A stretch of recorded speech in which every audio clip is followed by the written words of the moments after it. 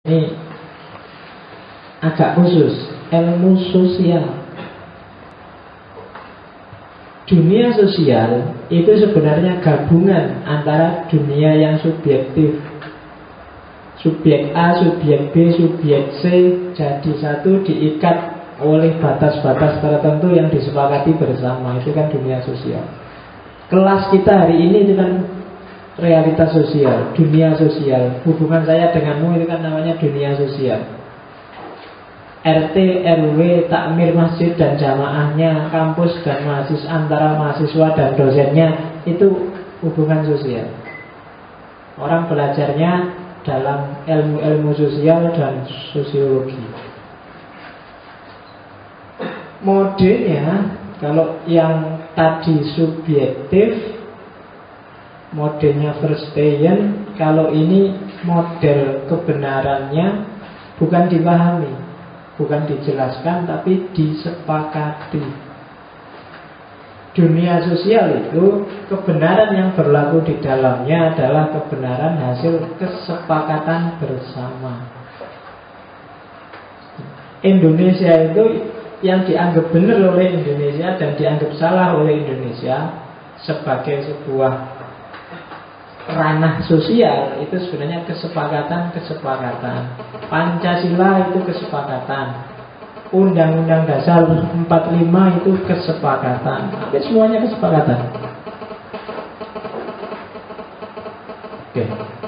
Bukan begitu. Kalau ada yang sedang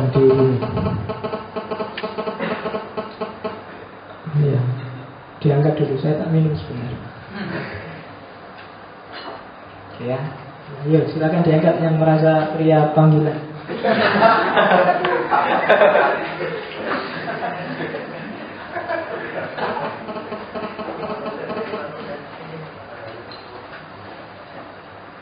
Oke, jadi sampai Timur, sampai Indonesia. Enggak cuma Indonesia, di takmir ini kan juga kesepakatan kan? Gitu. Di luar juga punya kesepakatan sendiri. Misalnya kita sepakati ya besok kalau ngaji kita tidak pakai baju semua ya. Secara objektif salah karena kamu akan kedinginan semua. Secara subjektif enak enggak? Enggak enak kalau cowok semua. Itu secara subjektif. Ya, subjektif loh. Kamu jangan marah orang subjektif loh. Nah, tapi kalau sudah kamu sepakati, ya Pak setuju, oke semua setuju, mufakat sip. Dia akan jadi aturan yang berlaku. Malah kalau minggu depan ada yang nggak pakai, ada yang pakai baju atau lagi pakai jaket, dia salah. Kenapa? Menyalahi kesepakatan. Demokrasi itu seperti itu. Kalau orang se-Indonesia sepakat bahwa yang namanya narkoba itu boleh, jadilah dia boleh. Ya meskipun susah membayangkan seperti itu, tapi cara bekerjanya seperti itu. Dan dunia sosial memang seperti itu.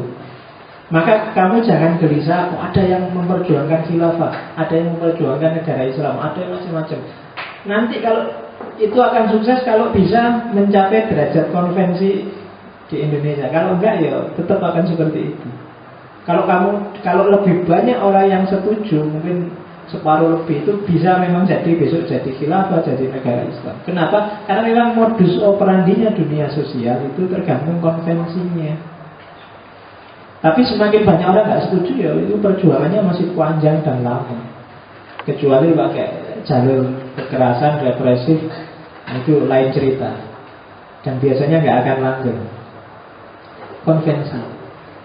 Dunia sosial paling kecil itu ya 2 orang itu sudah cukup disebut dunia sosial. Kamu misalnya kos sekamar berdua, itu sudah dunia sosial sendiri kan. Kalian harus bikin konvensi-konvensi kan, meskipun cuma berdua. Kita sepakati ya, nggak boleh ngerokok di kamar. Itu konvensi. Kan kadang-kadang susah kan. Yang satu, saya kalau tidur awas, saya nggak bisa lampunya nyala. Kalau lampu nyala aku nggak bisa tidur, harus dimatikan. Yang satu kebalikannya, kalau saya lampunya mati, itu jadi bingung kan? Itu harus disepakati. Gimana nih aturannya biar kita sama-sama bisa tidur? Apa kita berdua tidur di luar aja, nggak usah di kamar? Bukan gitu. Itu dunia sosial. Kalau nggak bisa disepakati, nggak bisa beda, aku nggak usah di sini, keluar. Kalau nggak sepakat dengan Indonesia yang Undang-Undang 45 yang itu, ya udah keluar aja. Modusnya dunia sosial seperti itu. Kalau kamu nggak sepakat dan tetap ada di dalam, kamu akan jadi pesakitan terus. Kamu akan jadi orang yang disalah-salahkan terus. Kenapa? Karena memang kamu mungkin tidak belong untuk dunia sosial itu. Tak tambahi bahasa Inggris sedikit biar kayak pacarnya Saskia. Jadi ya, jadi ada dunia konvensi, bikin kesepakatan. Kadang-kadang barang jelek kalau disepakati, iya, bukan bisa jadi baik. Itulah yang akan jalan. Ya jeleknya itu tetap jelek, tapi karena itu yang disepakati, ya itu harus jalan. Mungkin sebaiknya kita sepakati aja, misalnya ngaji kita ini berakhir jam 1 pagi ya, sambil nunggu sepak bola misalnya. Nah itu kelihatannya, wah itu memaksakan diri Pak, saya tidak kuat Pak. Tidak apa-apa, kalau nggak kuat ya nggak usah ikut. Kita sepakat ya, tapi yang sepakat. Jadi yang merasa tidak kuat jangan datang. Itu dunia sosial. Yang merasa tidak ikut konvensi dan tidak cocok dengan konvensi, keluar aja dari ranah sosial itu. Kenapa? Ya karena memang konvensi sifatnya kan intersubjektif. Dan ukuran kebenarannya konvensi bukan mana yang sesuai dalil dan mana yang tidak, tapi siapa lebih banyak pengikutnya, lebih banyak mana jumlah yang sepakat. Dari 30-an ini, yang 5 setuju minggu depan kosong, yang 25 nggak setuju. Maka derajat konvensinya lebih valid yang 25. Itu dunia sosial.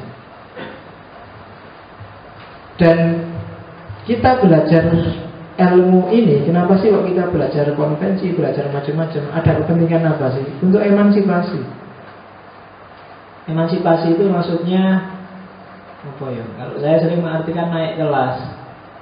Kadang-kadang masyarakat, ya kayak kamu tadi, menyepakati sesuatu yang tidak pasti baik, tidak pasti benar. Nah, maka pelajarilah konvensi-konvensi sosial itu dalam rangka emansipasi. Oh, ada yang salah, ada yang keliru, ada yang tidak pas. Tawarkanlah alternatif konvensi yang baru. Itu gunanya kamu belajar ilmu sosial. Cara memahami dunia sosial harus seperti itu, biar kamu tidak gampang ngamuan. Jadi ada prosedurnya. Orang sekarang kan sidik-sidik ngamuk, dikit-dikit ngamuk. Undang-Undang dasar 45 disepakati bertahun-tahun, sekarang kan ganti sudah. Saya tidak tahu undang-undang terakhir tahun berapa direvisi. 2000 ya. Oh, ya. Kalau menurut saya masih banyak redaksi-redaksi yang harus dibereskan di undang-undang ini. Kayak fakir miskin dan anak yatim dipelihara oleh negara, ya kan? Karena itu konotasinya bisa berbeda. Karena dipelihara itulah maka sekarang masih banyak. Harusnya bukan dipelihara tapi diberantas misalnya. Nah kalau dipelihara kan, kalau kamu melihara ayam kan kamu biarin, yang penting tambahan kan gitu. Jangan dipelihara. Kayak orang males kok dipelihara. Kan dipelihara itu berarti kan dibiarin biar lama gitu kan. Jadi fakir miskin dan anak yatim jangan dipelihara oleh negara, harus diberantas oleh negara. Malah dipelihara oleh negara kan susah. Karena kan gitu. Sekarang teorinya kan kemiskinan di Indonesia ini kan sudah menurun. Hasil survei terakhir menurun ke anak cucunya. Jadi saya melarat, melarat, jadi menurun, anak cucunya ikut melarat semua. Oke, jadi belajar ilmu fisika, biologi untuk kepentingan teknis, belajar ilmu-ilmu humaniora untuk kepentingan intersubjektif, dan belajar ilmu sosial untuk kepentingan emansipatif. Nah, ini baru yang agak panjang nanti penjelasannya. Jenis-jenisnya hermeneutika. Saya tidak pakai bahasa filsafat, tapi tak pakai bahasa metodologi. Yang pertama hermeneutika konservatif, yang kedua hermeneutika dialogis, yang ketiga hermeneutika kritis, yang keempat hermeneutika radikal. Yang konservatif itu biasanya di buku-buku hermeneutik namanya hermeneutika romantik. Yang dialogis itu nama lainnya adalah hermeneutika filosofis. Yang kritis tetap kritis, yang radikal tetap radikal, meskipun ada yang menyebutnya hermeneutika dekonstruksi. Nah, ini jenis-jenisnya. Kita masuk ke yang pertama, hermeneutika konservatif. Berarti hermeneutika yang aslinya kayak gini, hermeneutik itu yang awalnya. Meskipun nanti ada ide-ide baru untuk pengembangan hermeneutik.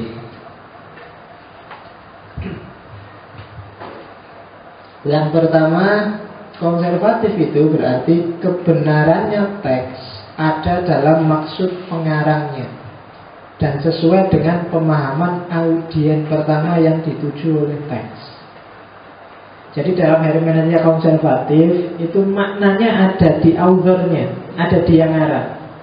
Kalau tadi ada kalimat I love you, maksudnya I love you apa sih? Tanya pengarangnya. Parameter kedua adalah pemahaman audien pertamanya. Dia diucapkan kapan, dia ditulis kapan, untuk siapa. Nah, untuk siapa ini, penangkapan siapa yang mendapat teks itu jadi penting. Al-Quran itu diturunkan di abad ke-6 kepada orang-orang Arab di sana, di Timur Tengah. Nah, maka untuk paham apa sih maknanya, antara lain adalah coba cek dulu para sahabat orang Arab yang mendapatkan ayat, yang mendapatkan Quran, memahaminya seperti apa. Itu membantu memahami. Kenapa? Karena maknanya ada di situ. Itu yang bikin beberapa mufasir bilang ya, pendapatnya sahabat itu tafsir yang tidak boleh dibantah, karena dia yang paling ngerti apa maksudnya ayat. Dia audien pertama. Ayat diturunkan tidak mempertimbangkan zaman kita hari ini, tapi yang dipertimbangkan Arab zaman itu. Jadi logikanya pakai logika audiens pertama. Kalau di kelas saya sering mencontohkan surga, neraka, bidadari. Itu kan, bayangkan bidadarinya kan baunya kalau di Quran sangat Arab sekali. Kalau kamu baca kitab-kitab kuning kan baunya juga sangat Arab. Jadi seolah-olah bidadari itu bayanganmu kayak perempuan cantik, tapi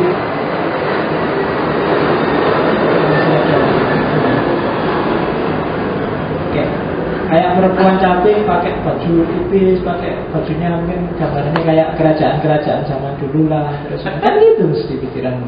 Kenapa pakai logiknya? Saya baca di Taqo'il Akbar itu malah isinya baunya wangi. Kalau dia meludah satu aja, bumi seisinya wangi luar biasa. Iya, jadi apa jadi? Kulitnya mulus, merawang.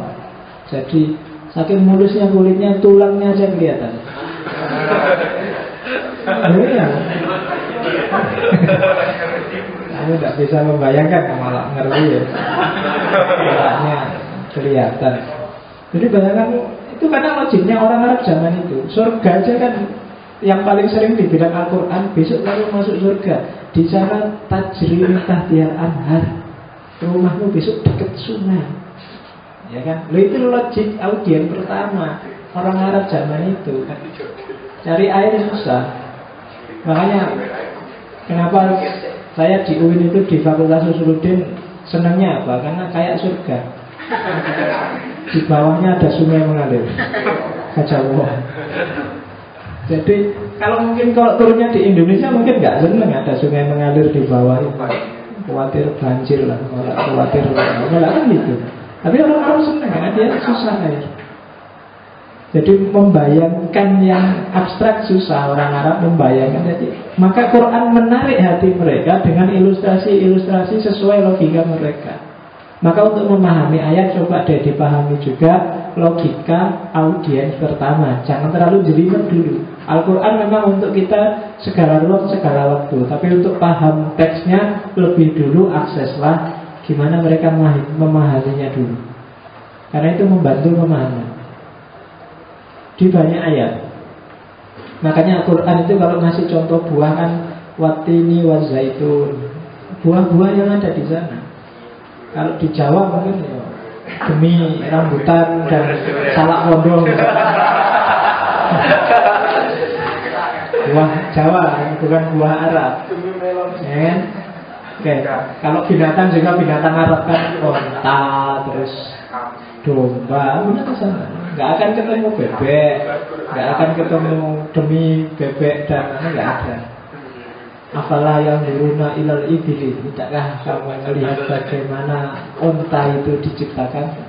Kalau turun di Jawa mungkin bukan onta, bagaimana kerbau itu diciptakan, bagaimana? Itu logik audiens pertama. Banyak ayat yang harus kamu pahami di situ, termasuk yang kontroversial tentang poligami kah, tentang apa lah. Biasanya coba cek logika audiens zaman itu, akan sangat membantu. Pemahaman terhadap konteks historis, kultural, biografis pengarang konservatif disyaratkan ke sana. Penjelasannya kayak yang di awal tadi. Kamu harus ngecek konteksnya, konteks sejarahnya, konteks kulturnya, konteks biografisnya. Bahkan kadang-kadang di setiap ayat harus kamu cek asbabun nuzulnya yang khusus kayak gimana. Kenapa orang Arab itu kalau punya perempuan tiba-tiba dikubur hidup-hidup? Ya kan? Ya karena memang sana logikanya suku, seperti saya bilang tadi. Hidupnya perang. Dan dalam perang, dalam hidup sehari-hari bahkan perempuan itu kan jadi bebannya suku. Kalau perang tidak bisa bantu, kalau kalah dia jadi rampasan. Dan setiap hari harus dilindungi. Makanya kan ada hadisnya Nabi yang bilang kalau perempuan keluar rumah harus dikawal mukribnya. Karena memang kondisi sosiokultural zaman itu mensyaratkan kayak gitu. Apalagi di Arab, ngomongnya ganas-ganas, makannya kambing, nikahnya susah. Karena ya orang-orang biasa yang status sosialnya tidak tinggi menikah itu mewah dan berat. Kecuali yang pangeran-pangeran yang uangnya banyak. Sementara makannya tiap hari daging kambing. Daging itu kan jadi dimaklumi. Jadi sama Nabi dipesan kalau keluar rumah harus sama muhrimnya. Sampai hari ini detik-detik terakhir orang haji itu tiap tahun selalu aja ada kasus-kasus orang Arab yang nakal-nakal. Makanya kalau haji mesti dipesan, kalau di Mekah naik taksi itu yang ketika naik, laki-laki dulu, perempuannya belakangan. Kalau turun, perempuannya dulu, laki-lakinya belakangan. Kenapa? Ya karena bisa jadi kalau perempuannya dulu, laki-lakinya belum masuk, sudah dibawa lari. Ya kan? Makanya orang Arab itu kan di sini banyak, di Bogor itu banyak kan orang yang melakukan nikah mut'ah. Meskipun secara logika harusnya orang Wahabi itu sangat anti mut'ah. Yang membolehkan nikah mut'ah itu kan orang Syiah, tapi mereka peduli amat. Yang penting bisa kayak gitu dan halal. Ya kan, cara berpikirnya kan begitu. Oke, jadi konteks historis ya coba dibaca yang gitu-gitu. Itu yang bikin terus perempuan dikubur hidup-hidup. Begitu dia lahir, aduh perempuan lagi susah. Dianya susah, saya juga susah, suku juga susah. Daripada semua susah, kubur aja hidup-hidup. Itu cara berpikir mereka. Konteks historis kulturalnya. Nggak serta-merta gara-gara mereka sadis. Oh memang orang Arab nggak bisa mikir. Justru karena mereka mikirnya panjang, sehingga anaknya dikubur hidup-hidup. Baru setelah Islam datang kan membahas itu, untuk melarang yang gitu-gitu. Oke, jadi yang ketiga, selain historis kultural, juga historis sejarah bahasanya. Jadi tidak cuma bahasa, tidak cuma letter luck-nya, tapi tidak cuma denotasinya, tapi juga konotasinya. Termasuk konotasi dari audien yang asli, generasi pertama yang dapat teks. Karena kadang-kadang secara literal sih biasa, tapi dalam konotasinya itu sudah beda. Setiap budaya kan biasanya gitu, ada kalimat-kalimat yang biasa tapi dia punya konotasi luar biasa. Ada kalimat yang luar biasa tapi di daerah tertentu konotasinya biasa. Pasar kembang itu di Jogja konotasinya kan beda sama di Surabaya apa di Solo. Istilahnya sama persis, pasar kembang, doli. Nah itu kan mungkin orang barat doli itu ya biasa, mungkin dianggap istilah-istilah tentang boneka, mainan anak kecil dan seterusnya. Tapi kalau di Surabaya kamu bilang doli, konotasinya langsung ke sana. Audiens Surabayanya memahami doli itu dengan konotasi itu.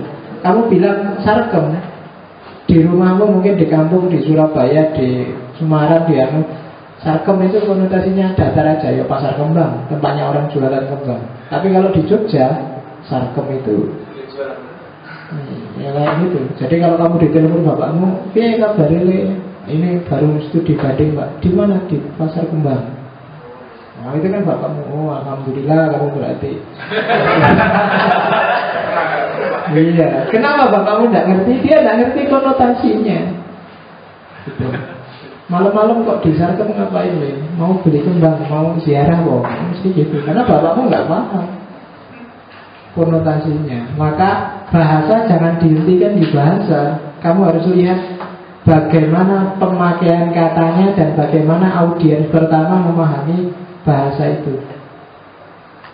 Surabaya itu kalau sekitar 1/4 jam nggak ngomong DANCUK itu gatel mulutnya. Ya kan, kenapa? Dan konotasinya kalau bagi kamu konotasinya saru tidak sopan, tapi di Surabaya biasa. Begitu ketemu teman, "Piye kabar?" Nah itu suwe gak ketemu. Oh retain sih gitu orang Surabaya kan. Ya tiap hari begitu. Kalau pulang itu saya ngomongnya kayak gini, tapi di rumah dianggap paling halus. Padahal ngomong tidak karu-karuan. Karena di sana lebih dahsyat lagi, lebih terang-terangan, lebih ya. Kadang-kadang pingin kayak gitu, karena di Jogja itu orangnya sopan-sopan, baik-baik. Kalau di sana, aduh, ya kan seneng ya meso, susah ya meso, ekspresi apa aja, bahkan dapat hidayah. Kalau aku kan alhamdulillah Allah ngasih anugerah. Kalau sana enggak, beda lagi. Lo enak ya, orang mana itu seneng enak itu juga pakai istilah itu. Oke, maka kamu paham itu. Ketika kamu paham, oh iya orang Surabaya pantes, di telinganya orang Jogja agak gatel dengar itu, tapi di Surabaya memang audiens sana memahaminya nggak seperti kita. Itu kalimat keakraban aja biasa. Oke, konservatif. Kenapa sih kok kemudian tadi disuruh lihat konteksnya, disuruh lihat pemakaian kosakata, disuruh lihat audiens pertama? Karena hermeneutika konservatif menganggap bahwa pemahaman itu harusnya objektif. Nggak boleh subjek yang memahami ikut-ikut intervensi. Biarkan teks ngomong tentang dirinya secara objektif. Jadi kalau kamu baca bukuku misalnya, itu kamu jangan komentar dulu. Kamu pahami dulu makna teks yang ada di buku itu. Siapa yang nulis, kapan ditulis, apa maksudnya, dan seterusnya. Jadi subjektivitasmu harus ditekan sebanyak mungkin biar kamu ketemu maknanya yang objektif. Kalau dalam Al-Quran ya, kamu jangan menakwil dulu, tafsirkan dulu yang pas. Setelah ketemu tafsirnya baru kamu takwil. Jangan ujuk-ujuk ditakwil. Jangan tiba-tiba subjektif. Kamu harus tahu makna objektifnya dulu. Kenapa? Ketika kamu tidak tahu makna objektifnya, ketika ketika teks itu kamu pakai sesuai subjektivitasmu, bisa jadi nggak pas dan nggak nyambung. Zaman saya kecil dulu waktu tahun 80-an pemilu, itu partainya cuma ada 3. P3, Golkar, PDI. Saya masih ingat diajak mbahku kampanye P3. Kiainya, karena yang kampanye kiai, pakai ayat Qul huwallahu ahad. sambil, meskipun dia nggak ngomong bahwa Allah itu P3, tapi dia sambil kampanye tangannya Qul huwallahu ahad. Karena satu P3 semua ikut gini, hidup P3. Itu apa? Memaknai teks secara subjektif tanpa peduli makna objektifnya. Itu kan ayat ngomong tauhid keesaan Allah, tapi dimanipulasi bahwa karena Ahad itu satu, Allah itu Ahad, dan P3 nomor satu, berarti P3 adalah partai yang diridhoi oleh Allah zaman itu. Cara dia memaknai ayat secara subjektif. Tuh. Kalau Golkar biasanya pakai hadis itu, ana wa kafilul yatim hakadha fil jannah. Nabi kan bilang gitu, saya dan orang-orang yang mau menanggung anak yatim itu nanti seperti ini di surga. Maksudnya Nabi dekat. Cuma kan sama orang Golkar kan seperti ini di surga. Jadi Nabi aja 2 Golkar, maka jadi pakai 2. Kan zaman dulu lucu-lucunya gitu. Itu kenapa? Itu berarti apa? Makna objektifnya dibuang, langsung menuju ke makna yang subjektif. Oke. Makna objektif itulah maknanya teks, dan makna subjektif itu sifatnya dari interpreter, namanya signifikasi. Signifikasi itu mungkin tidak terlalu pas, tapi itulah yang sesuai untuk si reader. Dan ini sebelum menuju signifikasi harus masuk dulu ke makna objektifnya. Jangan ujung-ujung signifikasi, karena bisa nggak pas. HP ini alat komunikasi, makna objektifnya mungkin bisa tak bisa signifikasi yang berbeda. Mungkin ini, oh ini nggak cuma alat komunikasi, ini juga alat musik. Tak bisa, tak memang bisa. Cuma menyimpang dari mana objektifnya terlalu jauh. Kamu nggak bisa bilang bahwa HP adalah alat musik. Kenapa terlalu jauh? Meskipun mungkin saja toh menimbulkan bunyi. Atau karena kamu ngantuk tak lempar pakai HP. HP adalah alat lempar mahasiswa yang ngantuk. Kan kamu nggak bisa mendefinisikan seperti itu. Kenapa? Terlalu jauh dari makna objektifnya. Maka memahami sesuatu lewatlah makna objektifnya dulu. Gondrong adalah simbol dari revolusi misalnya. Kamu kan gitu. Hubungannya apa? Karena hampir semua tokoh revolusi rambutnya gondrong. Nah itu coba kamu cek mana objektifnya gondrong itu apa dulu. Apa nyambung dengan revolusi? Banyak orang kayak gini. Jadi ketika memaknai secara subjektif, dia melepaskan makna objektifnya. Dan itu yang terus bikin kacau. Misword misalnya, apa sih makna objektifnya misword? Terus dikasih signifikasi apa sama para mufassirnya misword? Ada yang setuju dan ada yang tidak. Itu nanti pasti ada yang kehilangan makna objektifnya, langsung makna subjektif.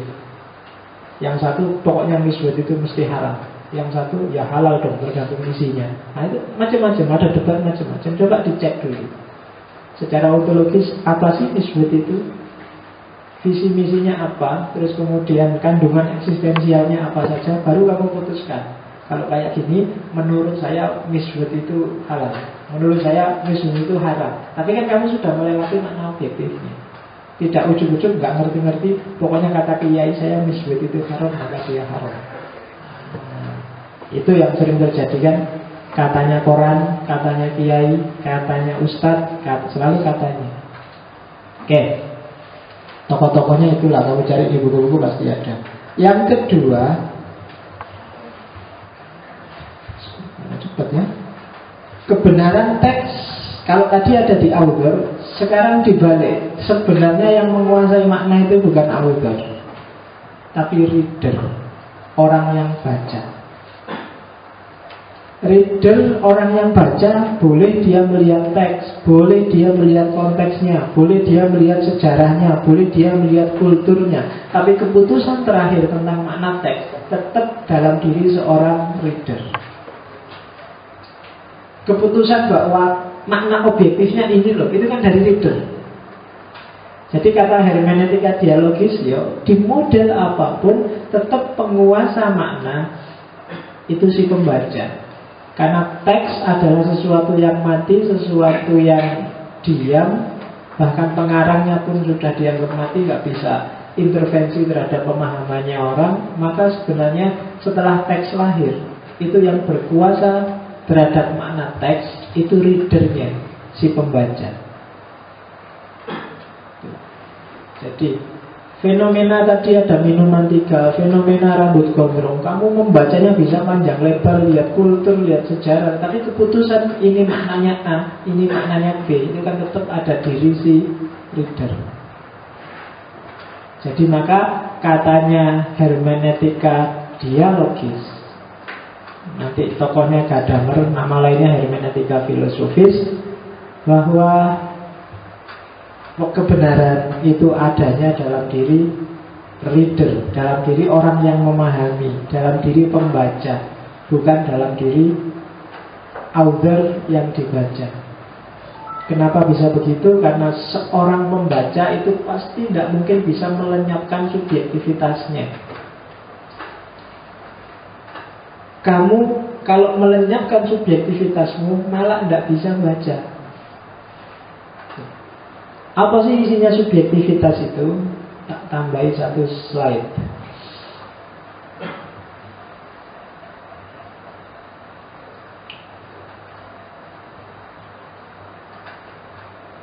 Ini teorinya Heidegger yang dipakai oleh Gadamer. Nah, kamu hafalin nama-namanya, siapa tahu ada gunanya.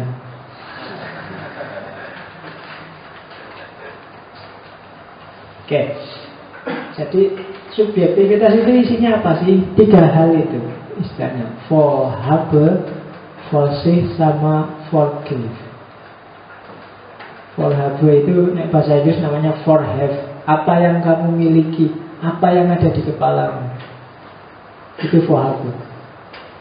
Kalau kamu buang yang ada di kepalamu, kamu malah gak bisa baca. Kamu punya teori, kamu punya konsep, kamu punya wawasan, itu kan sudah ada di kepalamu semua. Dan dengan itulah kamu memahami sesuatu. Gitu. Yang mahasiswa filsafat yang dimasukkan di kepalanya data-data filosofis. Yang mahasiswa tafsir, mahasiswa hadis, data-data tafsir, data-data hadis. Yang mahasiswa saintek, yang mahasiswa antropologi, data-data antropologi. Dan ketika dia memahami sesuatu, kacamatanya ya yang ada di kepalanya itu. Makanya sejak kemarin saya bilang hati-hati dengan yang kamu masukkan di kepala, karena dia jadi kacamatamu melihat segala hal. Kalau tiap hari kamu nge-net dan melihat file-file yang itu, nah itu kacamatamu itu. Jadi melihat perempuan itu yang terbayang itu terus. Kenapa? Karena kacamatamu itu. Saya tidak tahu, di kampus ada iklan itu. Silahkan bikin filmmu sendiri. Itu iklannya itu. Oh, itu spon gaya film dewe. Biasanya lihat filmnya orang lain, baca itu di tembok ada iklan. Silahkan bikin filmmu sendiri. Ini aku ya jelas maksudnya apa. Jangan-jangan disuruh itu. Iya. Jadi apa yang ada di kepalamu itu akan jadi alat buat. Yang kedua, Vorsich, apa yang kamu lihat.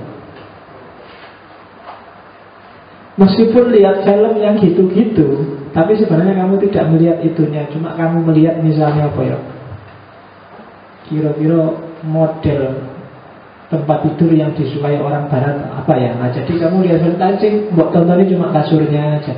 Oh, kasurnya kayak gitu. Itu menentukan pemahaman juga kan, subjektivitas juga.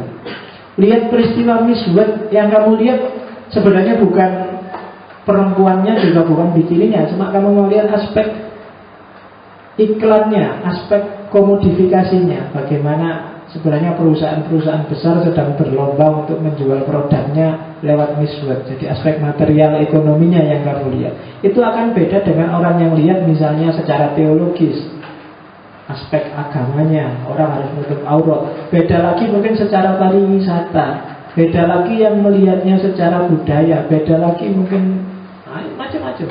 Tergantung versinya, apa yang ingin dilihat. Dan yang terakhir Vorgriff. Kalau Vorgriff itu tujuanmu apa yang ingin kamu capai. Itu menentukan sekali pemahaman. Kalau kamu besok skripsi dan penelitian lapangan, 3 ini sangat mempengaruhi. Vorhabe itu nanti kamu pakai teori apa sih? Vorsich itu apa yang ingin kamu lihat. Forgive itu tujuanmu apa? Tadi saya bilang subjektivitas nggak bisa dibuang. Karena begitu kamu buang tiga-tiga ini, kamu nggak bisa baca apa-apa, pikiranmu blank. Jadi pasti ada. Pembacaan berarti apa? Pasti subjektif. Itu kan versinya dia. Itu kan menurut dia seorang ulama, maka perspektifnya teologis. Yang dia lihat adalah aspek auratnya. Forgive-nya tujuannya ingin melindungi umat Islam. Kan jelas. Maka hasilnya ya seperti itu. Nah, kalau dia ini pedagang, perspektifnya untung rugi, dia ingin melihat iklan-iklan yang bisa dijual di situ, tujuannya dapat keuntungan. Forgive. Dan itu pasti. Kamu meneliti apa aja? Kamu meneliti orang Bantul yang sedang buang tumpeng di laut. Perspektifnya budaya atau perspektifnya teologi, halal haram. Yang kamu lihat adalah mubadirnya tumpeng. Tujuannya adalah untuk memberantas praktek TBC, tahayul bid'ah khurafat. Jarang orang ngomong itu dulu. Sekarang zaman saya mahasiswa sering ngomong TBC, tahayul bid'ah khurafat. Oke. Kalau tahayul itu filsafat, itu banyak yang ngomong jenis tahayul.